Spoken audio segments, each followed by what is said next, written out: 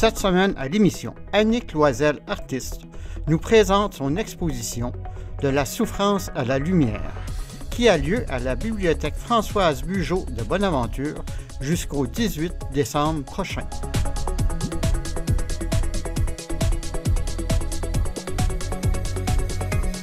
Annick Loisel, artiste multidisciplinaire.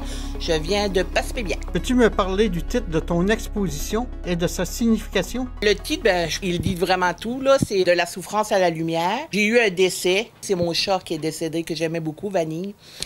Mais ça a fait monter plein de deuil, de pertes, de fin de projet, tu sais. On parle de petit deuil aussi, donc ça part de là.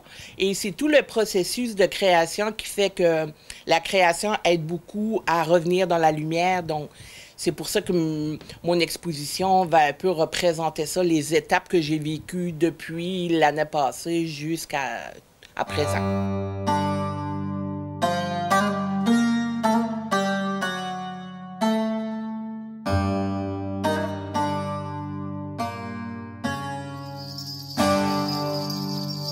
Pour cette exposition-là, j'ai travaillé particulièrement les techniques mixtes.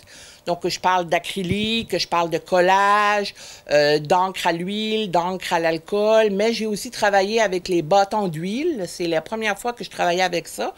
Puis, je les ai mixés aussi avec l'acrylique. Puis l'huile et l'acrylique, ça va pas toujours ensemble, mais c'est mon expérimentation qui a fait que ça a fonctionné. Puis j'ai beaucoup aimé le résultat parce que l'huile, c'est super éclatant. Donc, j'ai aimé ça.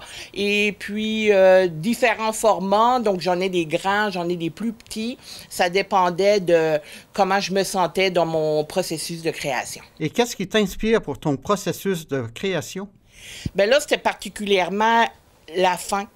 La fin de... Donc, je parle de la mort, oui, de mon chat, mais la mort d'un de mes amis pendant la pandémie, je trouve qu'il est parti trop jeune, la mort de mon père, l'acceptation du fait que j'aurais pas d'enfant. Donc, tu sais, il y a plein de petits deuils qu'on vit dans la vie, puis tout ça, ben, ça a tout remonté pendant ces processus-là. Puis ça tombait que j'avais pas d'emploi, donc en plus. Donc, c'était le deuil de l'emploi, de sentir de la confiance en soi, de se sentir utile pour la société. Puis tout ça a fait en sorte que ça m'a stimulée pour créer cette exposition-là, qui, pour moi, est beaucoup plus optimiste. On parle de deuil, mais de la guérison aussi, de la résilience. Bienvenue à mon exposition de la souffrance à la lumière.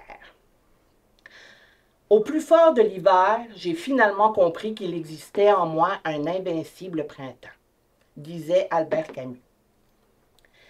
C'est avec une immense gratitude pour la vie que je vous invite à découvrir mon parcours artistique où j'explore le thème du deuil à travers des œuvres mixtes. Vous allez voir, je suis une artiste mélancolique et hypersensible, ça paraît déjà, et la douleur que j'ai ressentie m'a poussée à créer.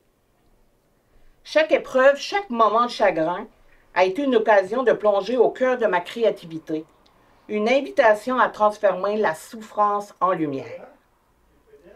À travers mes œuvres, je partage un voyage visuel, passant des ténèbres du chagrin à l'aube de l'espérance.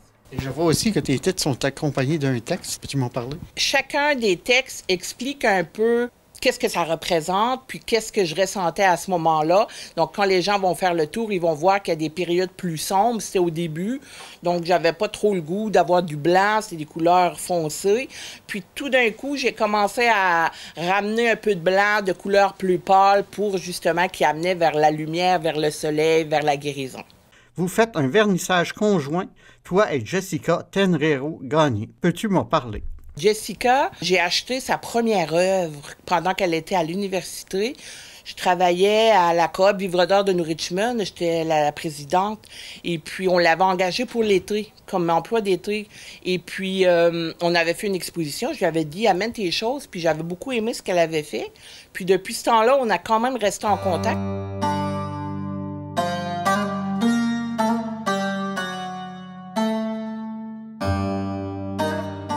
Quand on a été demandé pour faire une exposition, on ne savait pas toutes les deux c'était quoi le thème. Puis là, Lynn de la bibliothèque nous a proposé, voulez-vous faire un vernissage ensemble?